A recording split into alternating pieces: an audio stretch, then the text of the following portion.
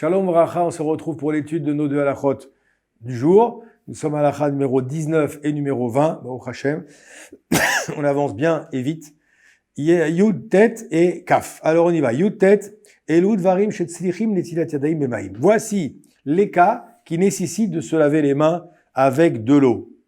Voilà. Il va citer plusieurs cas ici, le Rav. Le premier, c'est celui qui sort des toilettes et qui sort des salles de bain. Le deuxième cas, c'est lorsqu'on s'est coupé les ongles. Le troisième cas, c'est quand on a enlevé ses chaussures. Le quatrième cas, c'est quand on s'est touché les pieds. Et le quatrième cas, lorsqu'on s'est gratté la tête. Également, on a un autre cas également, lorsqu'on marche entre les tombes, lorsqu'on a touché un mort, bien entendu. Après les relations conjugales également, on nous dit qu'il faut faire netilat yadayim, ça on le sait un petit peu moins. Après avoir touché un pouls, on doit faire netilat yadayim. Après avoir touché une partie du corps qui est habituellement couverte. Par exemple, si moi j'ai une chemise, je vais passer la main dans la chemise pour me gratter. Là, il faut que j'aille faire netilat yadayim après. Partie qui était d'habitude couverte.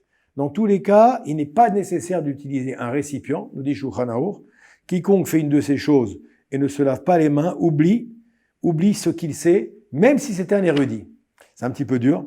Ça veut dire que, ici, on nous dit tout celui qui fait pas netilat yadayim comme il faut, il va perdre sa mémoire. Si c'est un Talmid Chacham, il perd sa connaissance. Et si c'est pas un Talmid Chacham, malheureusement, il perd son bon sens. Il perd le bon sens. Donc ça vaut le coup. Ça dure quelques secondes et ça vaut le coup de se laver les mains.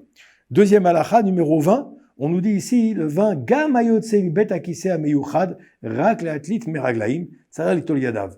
Vechen hayotse mibet kise akavua bemetod tzarich litol yadav. On nous dit ici, dans cette halakha, que on doit aussi se laver les mains lorsqu'on sort d'un toilette. Lorsqu'on sort d'un toilette.